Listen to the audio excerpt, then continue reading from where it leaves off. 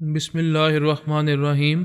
گمنام ہیروز کے معزز ناظرین، السلام علیکم۔ آئیے چلتے ہیں کہانی کی طرف۔ وہ گھڑی دیکھتے ہوئے بولی، نفیس صاحب کا فون اب تک آ جانا چاہیے تھا۔ مجھے ان کو بتانا پڑے گا کہ میں ان کے ساتھ چلنے کے لیے تیار ہوں۔ خوش ہو جائیں گے بیچارے، میں نے جلدی سے کہا۔ رحیلہ نے ایک بار پھر خونخوار نظروں سے مجھے گھورا، لیکن اس سے پہلے کہ وہ کچھ کہتی اس کے موبائل فون کی گھنٹی بج اٹھی۔ میں نے فوراً کہا، لو ابھی تم نے یاد ہی کیا تھا کہ ان کا فون آ گیا۔ اسے کہتے ہیں دل کو دل سے راہ ہونا۔ احمق ہیں آپ، وہ فون اٹھاتے ہوئے بولی۔ انہوں نے اسی وقت فون کرنے کے لیے کہا تھا۔ اس نے فون کا بٹن دبایا اور اسے کان سے لگایا۔ میں نے بھی جلدی سے آگے جھک کر اس کے سر سے تقریباً سر جوڑ لیا تاکہ گفتگو اور اس بہانے اس کے وجود کی بھینی بھینی خوشبو سے اپنے حواس محکا سکوں۔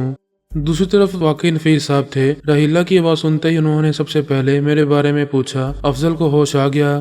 ہوش؟ رحیلہ دانت پیس کر میرے بال کھینچ کر مجھے دور کرنے کی ناکام کوشش کرتے ہوئے بولی۔ بے ہوش ہی کب تھا؟ وہ تو اپنی مہینوں کی نیند کی کمی پوری کر رہا تھا۔ مسلسل 24 گھنٹے سونے کی عیاشی اس نے شاید آج تک نہیں کی تھی۔ موقع غنیمت پا کر اس نے اپنی حسرت نکالی ہے، یعنی اب وہ جاگ رہا ہے۔ ٹھیک ٹھاک ہے۔ نفیس صاحب کے ذہن کا بوجھ گویا کچھ کم ہو گیا۔ ان کے لہجے میں شگفتگی آ گئی۔ وہ تو ٹھیک ٹھاک ہے، لیکن اب آپ میری فکر کیجئے، میرے لیے کسی نفسیاتی اسپتال میں بستر کا انتظام کیجئے۔ اسے ہوش میں آئے مشکل سے آدھا گھنٹہ ہوا ہے اور اس نے میرے دماغ کی چولیں ہلا کر رکھ دی ہیں۔ رحیلہ بولی۔ کوئی بات نہیں، دماغ کی چولیں تو دوبارہ کسی جا سکتی ہیں۔ مجھے خوشی ہے کہ افضل کی حالت ٹھیک ٹھاک ہے۔ مجھے اس کے بارے میں تشویش تھی۔ وہ خوشگوار لہجے میں بولے۔ آپ اس کے بارے میں پریشان نہ ہوا کریں، بڑی ڈیٹ ہڈی ہے، آپ کو ابھی تک اندازہ نہیں ہوا؟ رحیلہ بولی۔ نفیس صاحب ہلکی سی ہنسی کے ساتھ بولے، لگتا ہے وہ قریب کہیں بیٹھا تمہاری گفتگو سن رہا ہے۔ جی ہاں، سامنے ہی بیڈ پر بیٹھا کسی اداس لگڑ بگے کی طرح مجھے گھور رہا ہے۔ رحیلہ نے جواب دیا، حالانکہ میں اب بھی اس کے سر سے سر جوڑے ہوئے تھا۔ تم نے اس سے آئندہ کے پروگرام کے بارے میں بات کی؟ نفیس صاحب نے پوچھا۔ جی ہاں، میں آپ کے ساتھ چلوں گی، لیکن وہ بھی یہیں رہے گا۔ کیوں؟ نفیس صاحب نے ملائمت سے پوچھا۔ ایک تو وہ ابھی اپنے آپ کو مکمل تندرست محسوس نہیں کر رہا، دوسرا یہاں واقعی اس کے بزنس کے بعض معاملات بہت الجھے ہوئے ہیں۔ اس کا چند دن یہاں قیام کچھ ضروری نظر آ رہا ہے۔ رحیلہ نے اطمینان سے جواب دیا، اس کے بعد آئندہ کا پروگرام طے کر لیں گے، جیسی بھی صورتحال ہوئی اس کے مطابق کچھ کر لیں گے۔ اس دوران آپ اس سے رابطہ رکھ سکتے ہیں، وہ یہیں اپنے ہوٹل میں ہی قیام کرے گا۔ ٹھیک ہے، میری اس سے بات کراؤ، نفیس صاحب نے کہا۔ رحیلہ نے سر پیچھے ہٹا کر پہلے خوش غمگین نظروں سے مجھے گھورا، پھر فون مجھے تھما دیا۔ میں نے فون کان سے لگایا تو رحیلہ نے آہستگی سے سر میرے سر سے جوڑ لیا۔ نفیس صاحب میری خیر و عافیت دریافت کرنے اور رسمی جملوں کے تبادلے کے بعد بولے، قاسم بجلی کی موت ابھی تک تو معمہ ہی بنی ہوئی ہے۔ بہرحال میں نے اس کی تفتیش CIA کے سپرد کر دی ہے۔ ہمارے آدمی ان سے رابطہ رکھیں گے اور اگر کوئی نئی بات سامنے آئی تو اس کی روشنی میں ضروری اقدامات کریں گے۔ ہمارے آدمی قاسم بجلی کے مکان اور اس کے اہل خانہ پر بھی نظر رکھیں گے تاکہ کوئی ان کے ہاں آنے والا بھی ہو تو وہ ان کے قریب نہ پھٹکے اور کسی کی نظر میں نہ آئے۔ میں نے ملائمت سے کہا۔ وہ میرا مطلب سمجھ کر ہلکی سی ہنسی کے ساتھ بولے، نہیں نہیں، یہ رسمی نگرانی نہیں ہوگی۔ قاسم بجلی کے آدمیوں کو اور اس کی فیملی کو پتہ نہیں چلے گا کہ ان کی نگرانی ہو رہی ہے۔ ان کے ٹیلی فون بھی ٹیپ ہوں گے۔ اچھا ہوا آپ نے بتا دیا، میں نے گہری سانس لے کر کہا۔ میرا تو ان عظیم لڑکیوں یعنی تانیہ اور ثانیہ سے فون پر کچھ دوستانہ گفتگو کرنے کا ارادہ تھا۔ آپ خواہ مخواہ بعد میں ٹیپ سنا کر شرمندہ کرتے رہتے۔ کیا تمہاری دوستانہ گفتگو بھی شرمسار کرنے والی ہوتی ہے؟ نفیس صاحب نے معصومانہ لہجے میں پوچھا۔ بندہ بشر ہے، کچھ پتہ نہیں ہوتا زبان سے کیا نکل جائے۔ زبان ویسے بھی پھسلنے والی چیز ہے۔ بے شک، نفیس صاحب نے تائید کی، خصوصاً جب بات چیت ثانیہ اور ثانیہ جیسی عظیم خواتین سے ہو رہی ہو تو زبان کے پیچھے پیچھے پورا انسان بھی پھسلتا ہوا نہ جانے کہاں سے کہاں تک جا سکتا ہے۔ واقعی یہ کی ہے آپ نے تجربہ کار انسانوں والی بات۔ اساتذہ آخر اساتذہ ہی ہوتے ہیں، میں نے تحسین آمیز لہجے میں کہا۔ بکواس بند کرو اور کام کی بات سنو۔ وہ شاید کچھ جھیم کر بولے، مجھے کچھ شبہ ہے کہ بزنس کا تو تمہارا بہانہ ہے، تم یہاں اپنے طور پر ریڈ ڈاٹ کی باقیات کے سلسلے میں ضرور ہاتھ پاؤں مارنے کی کوشش کرو گے، خصوصاً تمہیں ڈاکٹر برنارڈ کی تلاش ہوگی۔ میں خاموش رہا۔ حضرت بہرحال پہنچی ہوئی چیز تھے، ان کی بات کی تردید کرنے کا کوئی فائدہ نہیں تھا۔ وہ بات جاری رکھتے ہوئے بولے، بزنس کے مسائل اگر تمہیں درپیش بھی ہوئے تو وہ تمہارے لیے ثانوی چیز ہوں گے۔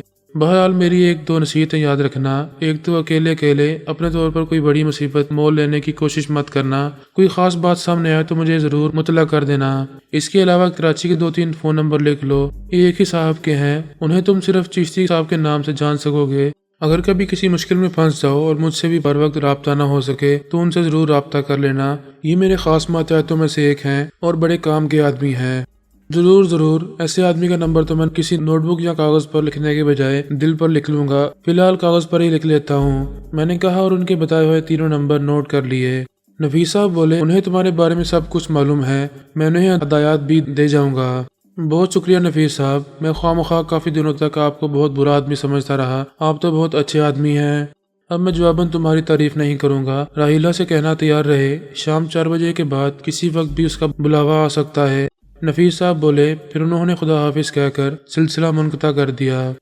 مجھے راحیلہ کو ان کا پیغام دینے کی ضرورت نہیں تھی، وہ سن ہی رہی تھی۔ اس نے سر پیچھے ہٹایا تو میں نے سونگنے کے انداز میں گہری سانس لے کر کہا، کاش نفیس صاحب ابھی کچھ دیر اور گفتگو جاری رکھتے، کچھ اور جوئیں میرے سر میں منتقل ہو جاتی۔ وہ بالوں میں انگلیاں پھیرتے ہوئے بولی، میں نے آج تک کسی جوں کے سر میں جوئیں چلتی نہیں دیکھی۔ میں نے کہا۔ وہ اٹھ کھڑی ہوئی، میں نے تشویش زدہ انداز میں کہا، ناراض ہو گئی کیا؟ مجھے ناراض ہونے کی کیا ضرورت ہے؟ میں تمہیں ترکی بہ ترکی، اردو بہ اردو، دس بہ دس، گونسا بہ گونسا، ڈنڈا بہ ڈنڈا جواب دے سکتی ہوں۔ میں منہ بسور کر بیٹھنے والی یا روحانسی ہونے والی لڑکی نہیں ہوں۔ وہ تو مجھے معلوم ہے، تم تو مجھ سے بھی زیادہ ڈیڑھ چیز ہو، لیکن کہاں جا رہی ہو؟ ہم خانہ بدوشوں کے پاس زیادہ سامان تو نہیں ہوتا، لیکن جتنا ہے اسے تو ذرا سنبھال لوں۔ میں 4 بجے سے پہلے ہی جانے کے لیے تیار رہوں گی۔ تم بھی اسی دوران شاور لے کر کچھ انسانوں والی حلیے میں آنے کی کوشش کرو۔ گو کہ تمہارے لیے یہ بہت مشکل کام ہے کہ تم انسان نظر آؤ، لیکن کوشش کرنا ہر انسان کا فرض ہے۔ پھر وہ دروازے کی طرف بڑھتے ہوئے بولی، میں نے شفیق کو تمہارے لیے کچھ ملبوسات کا انتظام کرنے کے لیے کہا تھا، اس نے کسی کو بازار بھیجا تھا، وہ آتا ہی ہوگا۔ کوئی ڈھنگ کا سوٹ پہن کر بیٹھو۔ اس وقت تمہارا جو حلیہ ہے، اس میں اگر ہوٹل کے کسی سویپر کے سامنے بھی آ گئے تو وہ تمہیں چور چکا سمجھ کر دھکے دے کر باہر نکالنے کی کوشش کرے گا، اور اگر تم نے اسے یہ بتایا کہ تم اس ہوٹل کے مالک ہو تو وہ تمہیں پاگل خانے پہنچانے کی کوشش کرے گا۔ میں نے اپنا جائزہ لیا، واقعی اس وقت میں کسی گندی فیکٹری کا وہ مزدور نظر آ رہا تھا جسے مالک نے اپنے گرگوں کے ہاتھ پٹوا کر باہر پھینکوا دیا تھا، اور رہی صحیح کسر راستے میں کتوں نے اس کے پیچھے لگ کر پوری کر دی تھی۔ میرا وجود واقعی اجنبی لگ رہا تھا، لیکن میں اس تضاد سے محظوظ ہوئے بغیر نہ رہ سکا۔ میں نے مسکراتے ہوئے کہا، عجیب اتفاق ہے، میں اس سے پہلے بھی یہاں ایک مفلوق الحال دیہاتی کے حلیے میں قیام کر چکا ہوں۔ اس وقت کسی نے مجھے پہچانا ہی نہیں تھا، اور کلرک مجھے پانی بھی دینے کے لیے تیار نہیں تھا۔ غنیمت یہ تھا کہ ان لوگوں کے سامنے پر مارنے کے لیے میری جیبوں میں نوٹوں کی گڈیاں موجود تھیں۔ راحیلہ اپنے کمرے میں چلی گئی اور میں شاور لینے کے لیے باتھ روم میں گھس گیا۔ جب تک میں صاف ستھرا ہو کر اور اوپر کلون وغیرہ کا چھڑکاؤ کر کے باہر برآمد ہوا، تب تک وارڈروب بھی کچھ آباد ہو چکی تھی۔ میں نے ایک عمدہ سا سوٹ منتخب کر کے پہنا جو ریڈی میڈ ہونے کے باوجود مجھے بالکل فٹ تھا۔ یہ غالباً راحیلہ کا کمال تھا، وہ میرے بارے میں سب کچھ جانتی تھی۔ دروازہ کھلا ہی تھا، چند لمحے بعد راحیلہ دستک دے کر اندر آئی تو میں سویٹ کے ڈرائنگ روم میں ہی بیٹھا تھا۔ وہ چونکنے کی ادا کرتے ہوئے انگریزی میں بولی، معاف کیجیے گا سر، یہاں ایک نہایت مفلوق الحال سا، گندا سا، پینڈو سا، بیہودہ سا شخص لیٹا ہوا تھا۔ اس کا نام افضل چودھری تھا، آپ نے اسے کہیں دیکھا ہے؟ یس میم، میں نے بڑے شائستہ انداز میں گردن کو خم دیتے ہوئے انگریزی میں ہی جواب دیا۔ کبھی اس دنیا میں صرف وہی ایک دوست تھا، لیکن میں اسے بہت پیچھے چھوڑ آیا ہوں۔ تاہم اب بھی زندگی کے کسی نہ کسی موڑ پر اسے ملاقات ہو جاتی ہے، سلامدہ ہو جاتی ہے۔ وہ اپنی راہ چل دیتا ہے اور میں اپنی راہ ہو لیتا ہوں۔ وہ ابھی مجھ سے مل کر رخصت ہوا ہے۔ بہت خوب، پرانے دوستوں سے ملتے رہنا چاہیے۔ راحیلہ نے سنجیدگی سے سر ہلا دیا۔ آپ کی تعریف؟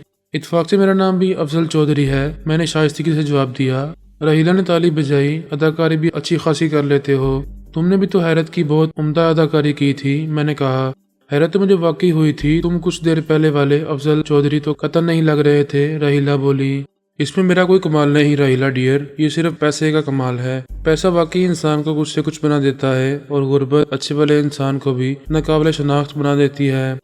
تم نے کبھی کوڑا اکٹھا کرنے والے بچوں کو دیکھا ہے؟ کوئی ان کی طرف آنکھ اٹھا کر بھی نہیں دیکھتا۔ وہ گندگی اور میل کے چیل میں لتھڑے ہوتے ہیں، ان کے جسم پر غلیظ بدبودار لباس ہوتا ہے۔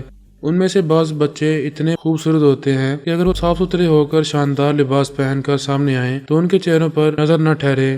میں نے جرجری سے لی، انتہا کی غربت اور انتہا کی مفلوق الحالی بڑی ظالم چیز ہے، اچھے بھلے انسان کی جڑ مار کر رکھ دیتی ہے۔ اس کے برعکس صاف ستھرے فیشنیبل لباس میں 10-20 لاکھ کی گاڑی میں بیٹھا ہوا شوخ ترار اور پورے اعتماد بچہ انتہائی کم رو بھی ہو تو اچھا بھلا خوبصورت دکھائی دیتا ہے۔ وہ مسکراتے ہوئے گہری نظر سے میری طرف دیکھ کر بولی، لیکن دیکھنے والے گدڑی میں لال دیکھ لیتے ہیں۔ وہ اور بات ہے، میں ظاہری اور ابتدائی تاثر کی بات کر رہا ہوں۔ میں نے کہا، اور گھڑی دیکھی؟ ابھی تو تمہارے جانے میں کافی وقت ہے۔ تمہیں میری موجودگی سے پریشانی ہے تو ابھی چلی جاتی ہوں۔ کون بدبخت یہ چاہتا ہے؟ میں نے ٹھنڈی سانس لے کر کہا، لاکھوں مرتبہ تو تمہیں بتایا ہے کہ میں تمہیں زندگی بھر کے لیے گلے کا ہار بنانا چاہتا ہوں، تم ہاں ہی نہیں کرتی۔ ہاں کرنے کے کچھ عرصے بعد ہی میں تمہیں گلے کا ہار نہیں، گلے میں پڑا ہوا مردہ سانپ لگنے لگوں گی۔ وہ مسکراتے ہوئے بولی، بس صرف اس خوف سے انکار کرتی رہتی ہو۔ میں نے آنکھیں پھیلائیں۔ نہیں، یہ تو ہزاروں وجوہات میں سے ایک وجہ ہے۔ وہ بدستور مسکراتی رہی۔ انسان جب کوئی کام کرنا نہیں چاہتا تو اس کے لیے ہزاروں وجوہات گھڑ لیتا ہے، اور جب کوئی کام کرنا چاہتا ہے تو اس کے لیے بھی ہزاروں وجوہات گھڑ لیتا ہے۔ چاہے کام اچھا ہو یا برا، ساری بات بس انسان کے دل کی ہے۔ دل ٹھیک ہو جائے تو سب ٹھیک ہو جاتا ہے۔ اس نے کوئی جواب نہ دیا۔ میں نے انگلیوں پر گننے کے انداز میں تیار ہو کر بیٹھتے ہوئے کہا، اچھا فرض کرو تم کوئی امتحان دے رہی ہو۔ پیپر میں تم سے سوال کیا گیا ہے کہ افضل چودھری سے شادی نہ کرنے کی صرف 10 معقول وجوہات لکھیے، تو تم کیا لکھو گے؟ ایک تو تم گھوم پھر کر اپنے پسندیدہ موضوع پر ضرور آ جاتے ہو۔ وہ مصنوعی ناگواری سے پیشانی پر ہاتھ مار کر بولی، چلو ٹھیک ہے، مان لیا۔ میرے پاس ایک بھی معقول وجہ نہیں ہے، لیکن اگر کسی کے شادی کرنے کو دل ہی نہیں چاہتا تو کیا اسے مجبور کرنا ضروری ہے؟ میں مجبور تھوڑا ہی کر رہا ہوں، میں تمہیں منا رہا ہوں۔ میں نے سادگی سے کہا، اسی لڑکی کو شادی کے لیے راضی کرنے کا عمل کہتے ہیں۔ میں نہیں مانوں گی، تم میرا دماغ چاٹنا چھوڑ دو۔ وہ ہاتھ جوڑ کر بولی، بعض لوگ زندگی بھر صرف میں نہ مانوں کی گردان کرنے کے لیے پیدا ہوتے ہیں۔ میں نے ٹھنڈی سانس لے کر کہا، بہرحال میں تو اصل میں یہی کہنے والا تھا کہ ابھی تمہارے جاننے میں خاصا وقت ہے، کیوں نہ میں واقعی اپنے بزنس کے تھوڑے سے معاملات دیکھ لوں، کم از کم اس ہوٹل کا ہی تھوڑا بہت حال چال پوچھ لوں۔ اب میں نے سوٹ بوٹ پہن لیا ہے تو خواہ ہی آفس میں جا کر بیٹھنے کو دل چاہنے لگا ہے۔ آؤ نیچے ہوٹل کے آفس میں چلتے ہیں، میں ہوٹل کی حالت کا سرسری سا جائزہ ہی لے لوں۔ یعنی تم اب آفس میں بیٹھ کر فائلیں دیکھو گے اور میں احمقوں کی طرح تمہاری شکل دیکھوں گی؟ نہیں، تم احمقوں کی طرح نہیں، بلکہ پیار سے میری شکل دیکھنا، میں نے مشورہ دیا۔ ایفی، وہ ادھر ادھر دیکھتے ہوئے بولی، میں واقعی کوئی چیز اٹھا کر تمہارے سر پر دے ماروں گی۔ بھائی تم آخر کس قسم کی لڑکی ہو؟ نہ تم شادی کے لیے حامی بھرتی ہو اور نہ ہی میں تنہائی میں بیٹھ کر تم سے رومانٹک گفتگو کر سکتا ہوں، حتیٰ کہ تمہیں پیار سے میری طرف صرف دیکھنا بھی گوارا نہیں ہے۔ ان حالات سے دل برداشتہ ہو کر اگر میں کاروبار کی طرف ذرا سی توجہ دینے کی بات کرتا ہوں تو اس سے بھی تم بور ہوتی ہو۔ بتاؤ آخر میں کیا کروں؟ چلو بابا، تم آفس ہی چلو، ریلا ہاتھ جوڑ کر بولی۔ سویٹ سے نکل کر لفٹ کی طرف جاتے ہوئے میں نے سنجیدگی سے اس سے کہا، ویسے تم بزنس میں اپنی دلچسپی بڑھانے کی کوشش کرو تاکہ اگر کبھی مجھے ادھر ادھر ہونا پڑے تو تم میرا بزنس سنبھال سکو۔ مجھے معلوم ہے تم بزنس سنبھال سکتی ہو۔ سنبھال سکنا اور بات ہے، دلچسپی لینا اور بات۔ وہ بولی، میں بزنس سنبھال سکتی ہوں لیکن اس میں دلچسپی نہیں لے سکتی۔ لاہور میں تمہاری عدم موجودگی میں چند دن کے لیے جب ریڈ ڈاٹ والا محاذ ٹھنڈا تھا تو میں نے تمہارے بزنس کی دیکھ بھال کی تھی۔ ایک اخلاقی یا دفتری فریضہ سمجھ کر میں سارے کام تو کر سکتی ہوں، لیکن در حقیقت مجھے روپے پیسے کے چکروں اور کاروبار کے نشیب و فراز سے کوئی دلچسپی نہیں۔ میں نے لفٹ میں گھس کر بٹن دباتے ہوئے کہا، شادی سے تمہیں دلچسپی نہیں، کاروبار سے تمہیں دلچسپی نہیں، مجھ سے تمہیں دلچسپی نہیں، آخر تمہیں کس چیز سے دلچسپی ہے؟ میں نے یہ تو نہیں کہا کہ مجھے تم سے دلچسپی نہیں۔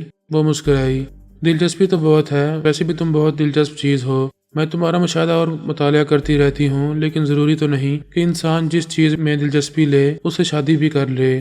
دلچسپی تو انسان چڑیا گھر کے کسی بندر میں بھی لیتا ہے، لیکن ضروری تو نہیں کہ اس سے وہ شادی بھی کر لے۔ تم مجھ میں دلچسپی مت لو، صرف شادی کر لو۔ دلچسپی تم چڑیا گھر کے کسی بندر میں ہی لیتی رہنا، میں نے مشورہ دیا۔ اس نے ٹھنڈی سانس لے کر لفٹ کی چھت کی طرف دیکھا اور گویا بے بسی سے کندھے اچکا کر رہ گئی۔ وہ مزید کچھ نہ بولی حتیٰ کہ ہم آفس جا پہنچے۔ ایک خاص تراش خراش کا نفیس قسم کا برقع تو اس نے اوپر سے روانہ ہوتے وقت ہی لے لیا تھا، اب اس نے اپنے مخصوص انداز میں نقاب لپیٹ کر سیاہ چشمہ بھی لگا لیا تھا۔ ہوٹل میں ایک آفس صرف میرے لیے مخصوص تھا، لیکن آج تک یہ زیادہ تر بند ہی رہا تھا۔ میرے اس آفس میں پہنچنے سے ہوٹل کے سٹاف میں کچھ ہلبلی سی مچی۔ میں نے جنرل مینیجر اور اکاؤنٹس مینیجر وغیرہ کو بلا کر حسابات کی فائل رپورٹیں اور آڈٹ رپورٹیں وغیرہ دیکھی، ان سے تمام ضروری معلومات حاصل کی۔ اس دوران شفیع شاہ بھی آ پہنچا اور ایک طرح کی غیر رسمی کاروباری میٹنگ سی ہو گئی۔ ہوٹل بہت اچھا بزنس تو نہیں کر رہا تھا، لیکن حالات مایوس کن بھی نہیں تھے۔ میں نے شفیع شاہ سے کنسٹرکشن کے بزنس کے بارے میں معلومات کی۔ اس کی حالت بھی تقریباً ہوٹل جیسی تھی۔ شہر کے حالات کی وجہ سے کنسٹرکشن کا بزنس بھی سلو تھا، لیکن زیادہ بری حالت نہیں تھی۔ اس کام میں تو بینکوں کے قرضے بھی شامل تھے، ادائیگیوں کی صورتحال بری نہیں تھی اور ہم نادہندگان میں شامل نہیں تھے۔ کافی دیر تک ان مسائل میں سر کپانے کے بعد ہم نے ہوٹل سے دوپہر کا کھانا کھایا۔ کھانے کے دوران میں نے شفیع شاہ سے کہا، زیرے پر قاسم بجلی کا مکان اور اس کے اہل خانہ خفیہ تنظیم کی نگرانی میں رہیں گے۔ میں چاہتا ہوں تم بھی اپنے طور پر ان لوگوں پر نظر رکھو اور اگر تمہیں کوئی کام کی بات معلوم ہو تو فوری طور پر مجھے اطلاع دو۔ امید تو نہیں ہے کہ اب ڈاکٹر برنارڈ اس گھر کے قریب پھٹکنے کی کوشش کرے گا، لیکن تم خاص طور پر اس کی تلاش کے سلسلے میں آنکھیں کھلی رکھنے کی کوشش کرنا۔ رحیلہ نہایت سنجیدگی سے شفیع شاہ کی طرف دیکھتے ہوئے بولی، عام حالات میں کیا تمہاری آنکھیں بند رہتی ہیں؟ شفیع شاہ مسکرا دیا۔ میں نے رحیلہ کو خفگی سے گور کر کہا، ہم اس وقت ذرا جاسوسانہ زبان میں بات کر رہے ہیں، اپنی چونچ بند رکھو یا اسے کھانا کھانے کے لیے استعمال کرو۔ میں نے دوبارہ شفیع شاہ کو مخاطب کیا، کراچی میں یا لاہور میں بلکہ کسی بھی جگہ ڈاکٹر برنارڈ کی جھلک بھی نظر آ جائے تو ہمیں جان پر کھیل کر بھی اسے قابو کرنا ہے۔ افضل بیچارے کو میرے چہرے کی بہت فکر ہے، رحیلہ نے شفیع شاہ کو بتایا۔ ظاہر ہے، میں نے کہا، تمہارے بارے میں ہر بات کا خیال کرنا پڑتا ہے۔ تمہیں تو کارٹون بن کر پھرتے ہوئے الجھن نہیں ہوتی، لیکن مجھے تم کو دیکھ دیکھ کر الجھن ہوتی ہے۔ نقاب پوش حسینہ کے روپ میں گھومتی ہو تو بعض جگہوں پر لوگ مڑ مڑ کر دیکھتے ہیں، اگر کھلا چہرہ لے کر گھومو گی تب اور بھی مڑ مڑ کر اور رک رک کر دیکھیں گے۔ لوگ تو اس وقت بھی مڑ مڑ کر میری طرف دیکھتے تھے جب میرا چہرہ ٹھیک تھا۔ تمہیں اس وقت پریشانی نہیں ہوئی؟ رحیلہ نے مسکرا کر پوچھا۔ اس وقت ہم تینوں میرے سویٹ میں واپس آ گئے تھے اور وہیں کھانا منگوا کر کھا رہے تھے۔ میں نے منہ بنا کر کہا، یہ تمہاری خوش فہمی ہے کہ لوگ مڑ مڑ کر تمہاری طرف دیکھتے تھے۔ البتہ جب میں تمہارے ساتھ ہوتا تھا تو کچھ خواتین ضرور مڑ مڑ کر دیکھ لیتی تھیں، وہ دراصل میری طرف دیکھتی تھیں اور حیرت سے سوچتی تھیں کہ یہ لنگور کہاں چلا جا رہا ہے۔ رحیلہ نے ٹکڑا لگایا۔ اللہ ری خوش فہمی۔ میں نے ٹھنڈی سانس لے کر متاسفانہ انداز میں سر ہلایا۔ شفیع شاہ سر جھکائے مسکراتے ہوئے خاموشی سے کھانا کھا رہا تھا۔ ہم ابھی خوش گپی اور کھانے میں ہی الجھے ہوئے تھے کہ رحیلہ کے لیے نفیس صاحب کا فون آ گیا۔ انہوں نے پروگرام سے کچھ پہلے ہی 5 بجے والی فلائٹ پکڑنے کا فیصلہ کر لیا تھا، چنانچہ رحیلہ کو تھوڑی دیر تک ایئرپورٹ کے لیے روانہ ہو جانا چاہیے تھا۔ گاڑی اسے لینے کے لیے آنے والی تھی۔ نفیس صاحب نے مجھے اور شفیع شاہ کو ایئرپورٹ آنے سے منع کیا تھا۔ رحیلہ فون بند کر کے ایک طرف رکھ کر اطمینان سے دوبارہ کھانے کی طرف متوجہ ہوتے ہوئے بولی، دیکھا، اس لیے میں نے وقت سے بہت پہلے ہی جانے کی تیاری کر لی تھی۔ نفیس صاحب کا کچھ پتہ نہیں ہوتا، عام طور پر ان کے پروگراموں پر وقت سے پہلے ہی عمل درآمد شروع ہو جاتا ہے۔